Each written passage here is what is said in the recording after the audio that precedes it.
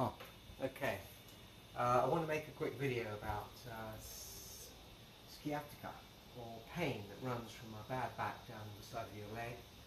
I first got it when I was 42 by swimming too energetically. I was swimming the crawl. I got fat. I couldn't jog. Went to the pool. Wobbled my legs a lot, and I think I overarched my legs backwards and then kicked downwards, and then ouch, I had a pain there, and the next day I couldn't walk.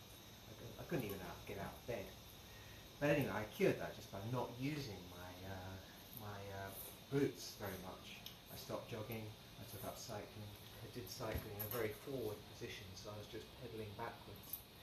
And that eventually my sciatica went, and I was fine for 12 years, and then I found that particularly on the side of the sciatica of my disc herniation on this, it was L5S1, that I started to get really sore knees.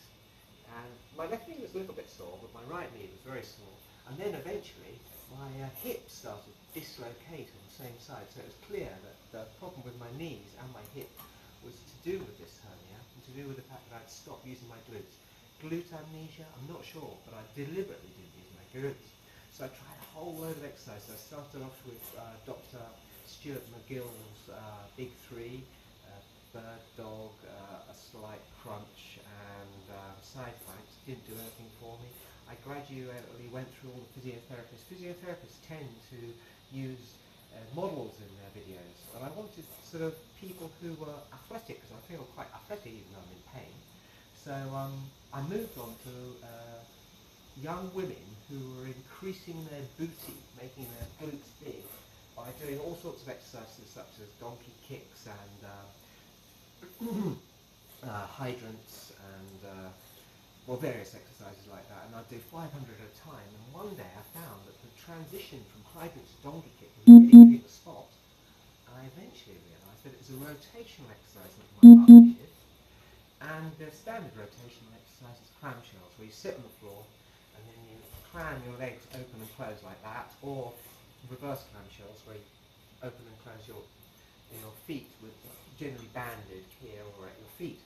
And I tried that, but on the floor you can't get a really good workout. So what I did was I attached a band to a column like this, and to cure my knees, I just did reverse clamshells. I don't have a lot of space here, but this. And I can do 50, and I have been doing 50 for about 2 years or so, every morning, and that makes my knees fine. My hip no longer has any problem, and yeah, great. And I stopped taking glucosamine. Then, 3 weeks ago, 3.5 weeks ago, I got another disc herniation. I'm sure because it was the same symptoms. By the way, I had an MRI in the interim. It's shown that I had a disc herniation. Same symptoms, same cheek, same pain down my leg. 2 days in bed, unable to stand on that leg, unable to walk. And so, since I only have a hammer, everything looks like a nail. So I tried my standard rotational exercise. This did not work, but the reverse. I have to face away from the climber. The standard clamshell exercise, this one, I hope that the camera can see this, does work. And I did that for about 3 weeks, and I was slowly getting better, but I still felt, this is going to take me about 2 months. And I couldn't really put out the watts on my bicycle. I'm still a cyclist. So I had another look on YouTube. There's one surgeon, anodyne research. He said, well, physiotherapy, I've never seen anyone cured with physiotherapy. You just got to come for surgery. There were 2 colleagues of mine, and they cured their back by doing 500 crunches and sit-ups a day. And I thought, what a guy. He says he's on board with his patients, but really he's saying, we doctors wouldn't cure ourselves, but you can't cure yourself, you can't do exercise, you've got to come in for surgery.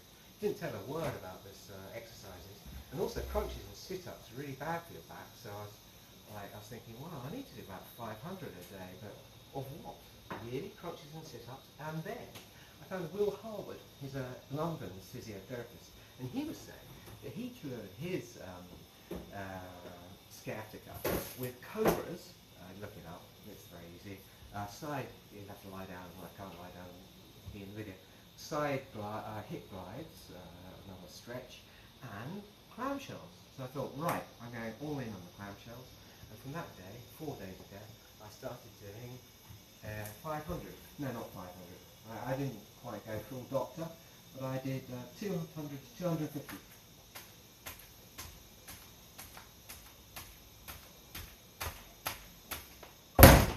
Sorry.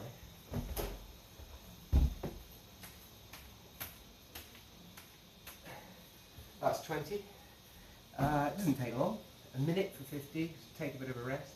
Another minute. 250 of those a morning. And since that time, no more sciatica. It's like an on-off switch. You need to work hard on it. You need to be athletic. You need to get along, build up muscle mass. I don't know. If you look on sciatica Reddit, there are people saying that clamshells are one of the most aggravating. There's another physiotherapist saying that you can really damage your spine if you do twisting exercises when you're weak. So it may not work for everybody, but that is the way I've just stopped my sciatica, and I can get on my bike and can do everything as long as, well, for the time being, I'm going to keep on doing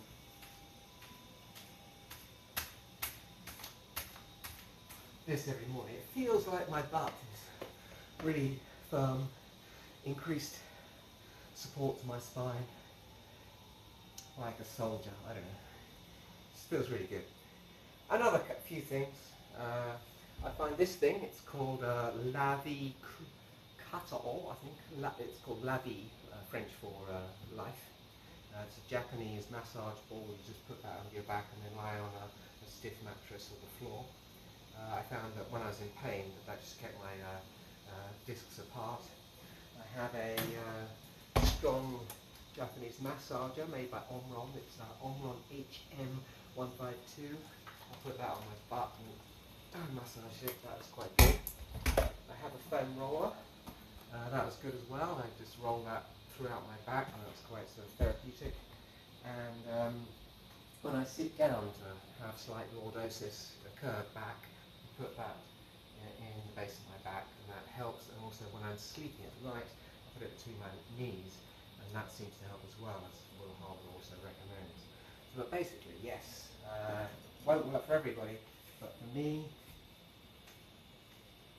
this is a standing one-leg clamshell. I call them suits because I came to them from the twist, and if you do the twist, it's like I was doing the twist backwards. Do the twist backwards. Yeah. This is these bands are from a 100 yen shop. I've got 5 of them, 5 pairs in parallel, and I've measured it to be about 15 kilos of pull. So that's it. Won't work for everybody. I'm not a doctor. You really could damage yourself doing this exercise quite probably, but I wanted to share. I also think there are reasons why. Lastly, the reasons why. Most of our 500 years of evolution, I believe in evolution too, we were either fish or quadrupeds. For the last 7 million years, 500 million we were fish or quadrupeds. For the past 7, i.e. 1 or 2% of our evolution, we became bipeds. And what this means is that these muscles in our legs, which are used to having rotation, and the muscles connecting our legs to our spine, are no longer used because we, unlike emus, have got this sort of kind of crank shape. Their legs come up and then their spine goes vertical and then the head comes up. They can run around corners fast. Have a look at an emu running against dogs video. They're amazing, they're faster than dogs. But we don't run like that at all. We run by braking. And so in other words, we don't use our rotational muscles in our butt at all. So we've got this congenital defect because the rotational muscles keep our hips in place, our legs straight, knees from getting sore, and also our spine in a proper alignment. So these rotational muscles are really underused in bipedal, upright bipeds, not emu bipeds, but upright bipeds, because we can't turn like this with no leverage from our spine to our legs, so we just break. There is one exercise, and this is where this gets adult, and that is that when we have sex, we rotate. For instance, if I have a book, we should have prepared a book. I don't have a book. Yes, I do have a book. I'm more amazed with it. If you have a book and you rotate the outside of the book, you can make the centre of the book go in and out. And that, according to Stuart McGill's student, I forget her name, is one of the ways in which we pelvic thrust. And so, in other words, in humans, the only way in which we use our rotational muscles naturally, if we're not throwing lances maybe, or playing golf, that's not exactly natural, is in sex. And what this means is that we have a handicap, and that is something that I recommend everyone read about, because handicaps are these things that enable people to demonstrate their fitness, and then, once they're sexually chosen by the opposite sex, the handicap disappears because they get the exercise that negates the disadvantages of being an upright biped. So in other words, that unless you want to be a lewd person, which I don't recommend to anyone, and I don't know, have sex into your 90s, then you need to play golf or do this kind of thing. And if you look, there's loads of faddy back promoting exercises, Feldenkrais maneuver, hula hoop, well, the mighty clam. The clamshell is very much recommended by various people for various things. Golf, like my local sports store, is it's got about 100 square meters for every other sport. Not 100, no, 50 by 50, I think. And then about 2/3 of that just for golf.